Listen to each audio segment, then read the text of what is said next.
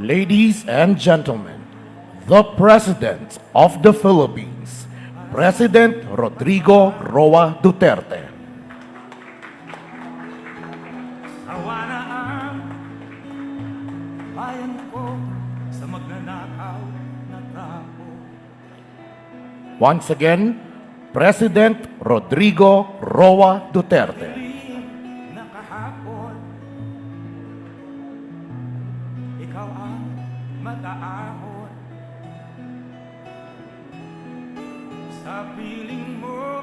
Ladies and gentlemen, good afternoon and welcome to the inauguration of the development projects at Dumaguete Sibulan Airport here in Negros Oriental.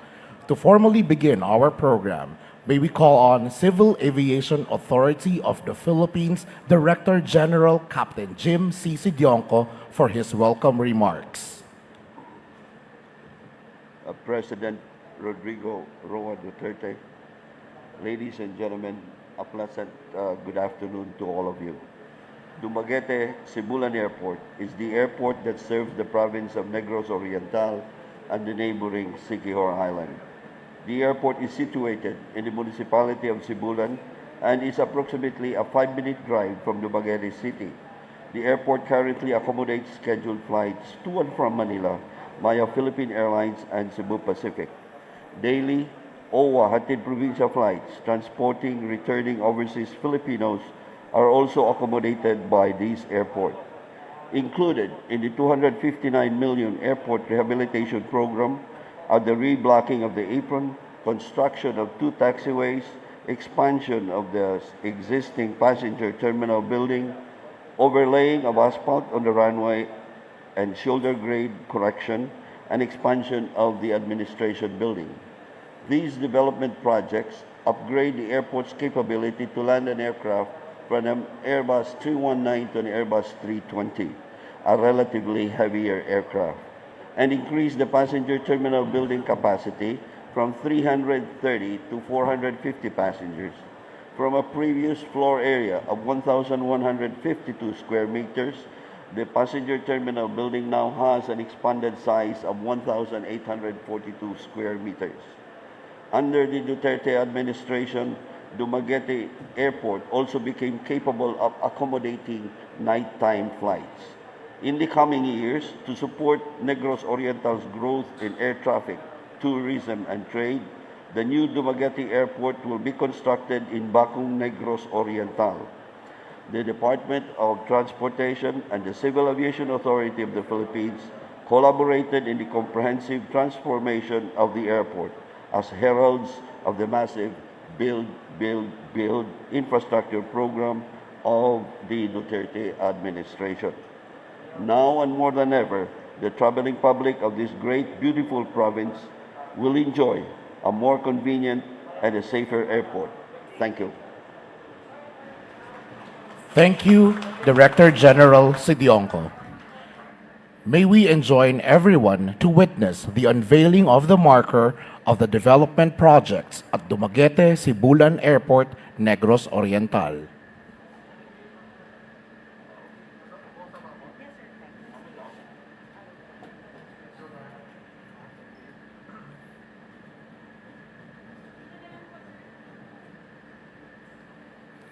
May we request President Rodrigo Roa Duterte, together with Secretary Arthur P. Tugade, Secretary Michael Lloyd Dino, and Civil Aviation Authority of the Philippines Director General Captain Jim C. Sidionco, and Senator Christopher Lawrence Bongo, to proceed at the center stage to lead the ceremonial unveiling of the marker.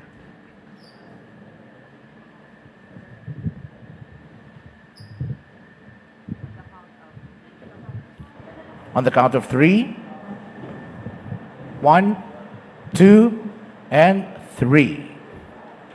A round of applause, everyone.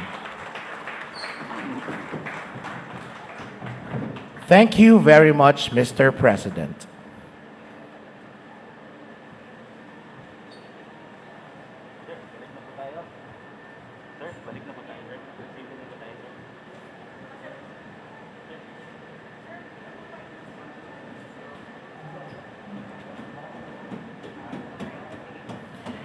At this point, May we call on Department of Transportation Secretary Arthur P. Tugade to introduce our guest of honor.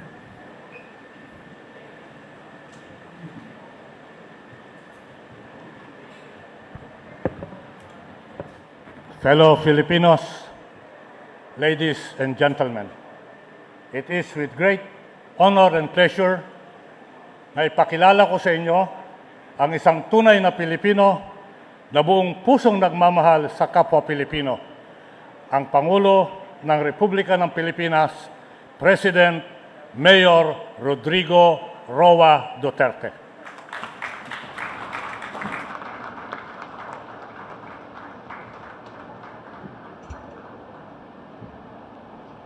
Kindly sit down. Salamat po.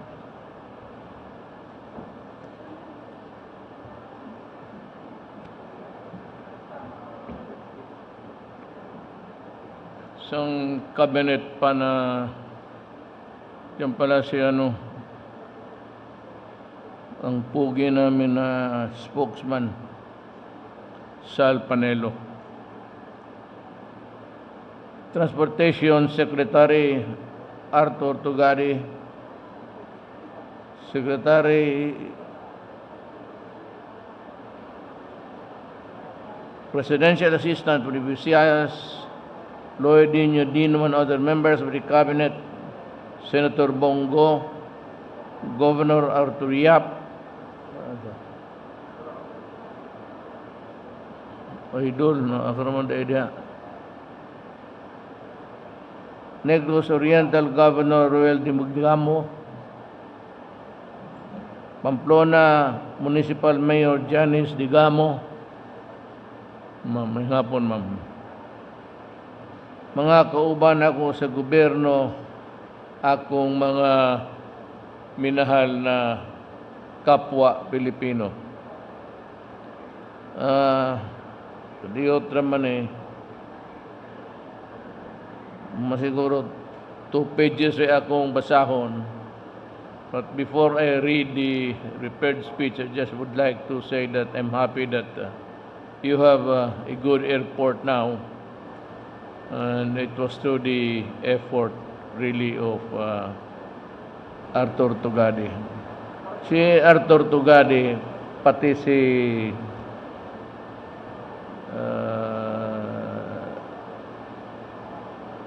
Bilyar, Secretary, si Bebot, ito yung naglalaban sa achievements sa kanilang pagka-opisyal.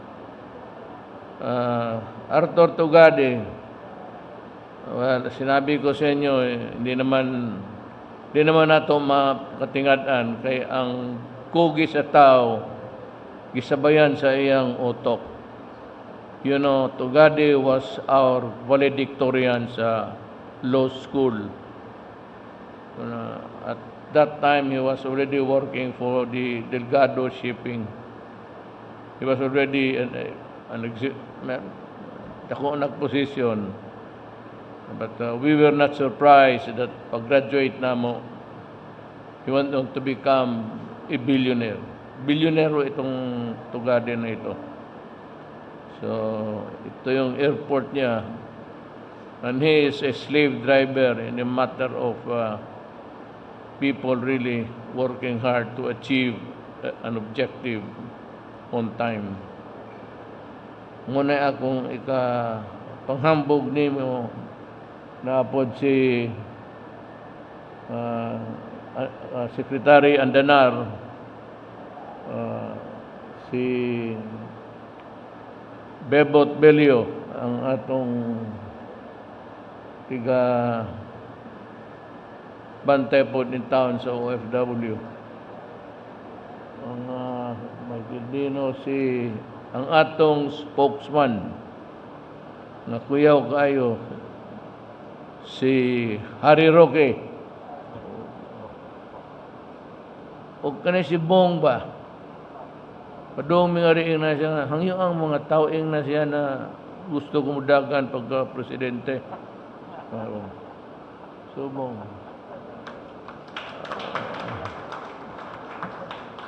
O si Sal Panelo and Debonair. Muni abogado sa mga artista. Abogado nagbuwag, nagkaliwaay, nag-away, muni siya. He is the celebrity lawyer for the kanang mga high profile nga mga artista, mga celebrity. I am glad to join you here today as we formally inaugurate the development project here at Dumaguete Airport. The 252 million peso rehabilitation projects that we inaugurated today will include expansion of the existing passenger terminal and administrative buildings, asphalt overlay of the runway, as well as shoulder grade correction and construction of additional taxiways to allow the airport to accommodate heavier aircraft and increase its passenger volume capacity. I commend the Department of Transportation, the Civil Aviation Authority of the Philippines, and all our partners who contributed to the completion of this project despite the sudden lockdown due to pandemic. I hope that this project will inspire us further to provide better services and opportunities for our people and harness the potential of trade and tourism as the catalyst for economic recovery, particularly in the provinces. I assure our people that we will remain committed to finish all infrastructure projects on time, if possible, within my administration, with the least inconvenience to the public and with the strict adherence to honesty and integrity. Corruption has no place here. As we do our best to revive our economy and give our people the opportunity to recover and lead better lives, I appeal to everyone to please continue observing the prescribed health and safety protocols, whether in our homes or in public places, especially transport. It is only when everyone's cooperation that a nation can effectively contain the spread of COVID-19 and triumph against pandemic.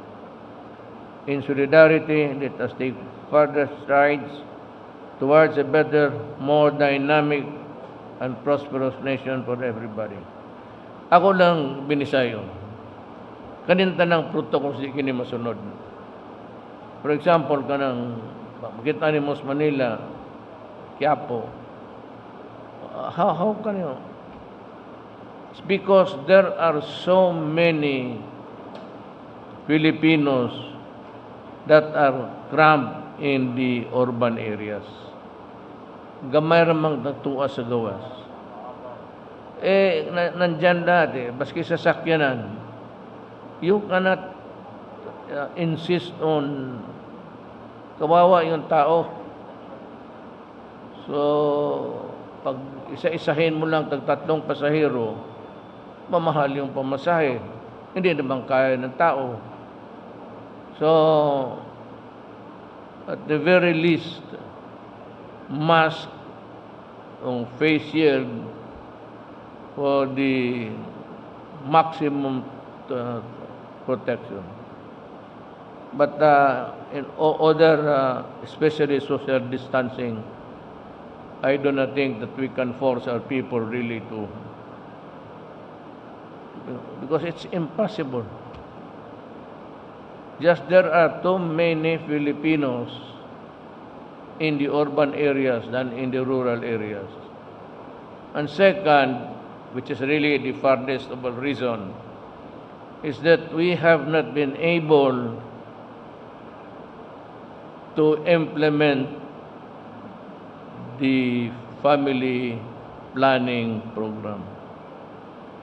As I can remember, it was only President Ramos, who was a Protestant, who really insisted on family planning. I am the second. Katoliko ako noon, pero one of the irritants sa amin was really the dynamics of family planning.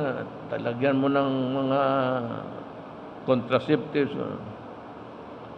Ayaw ng simbahan eh. Kaya collision course talaga. And one word led to another. Sabi ko, if you cannot honor the separation of state and church, then we will not be able to really to understand each other. So niyan lang po ang iiwan ko sa inyo. It's not because I want to fight the church. It's not be business fighting churches. But it's something to do with the higher policy of family planning sana. We are the second fastest sa increase in population. We are now 110 million. And I really hope that we can do something about this in the future. Sabagay, wala na ako. I will be freed of that worry. But, we'll pass it on to the next generation. Sobra talaga. It's high time that we review and basta sabihin mo kung social distancing. Paglabas pala ng tao ng bahay niya, hirap na siya. He can hardly have the space to move around. So, hindi naman sa kukulangin tayo ng tao. But sana, we can match the family planning programs of government, at least with our GDP. Ang halaga natin sa kaya ba natin. Well, that is another matter, but that is one of the things that I have passionately pursued dito. I insist that itong mga sa gobyerno, they must follow the government regulation. If your religion does not allow you to participate in the program, then get out and find another space there in the office. Umalis kayo because there is a higher, a more crucial reason for a tamang-tama lang na tao na kaya natin pakainin. We are not rich and we are not that productive because of the climate. Dito manda sa taas wala. It's only Mindanao. Mindanao province is really matapos lang yung gera. But that's another matter. I need more time to elaborate what I'm saying. Let me just finish it by saying that I'm happy that you have a new airport.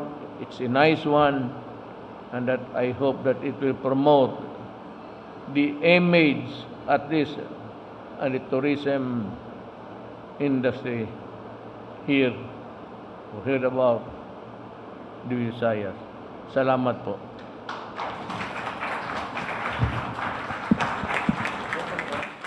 Thank you, Mr. President. That concludes our program. Daghang salamat, President Duterte. Gihigugma kanamo diri sa Dumaguete.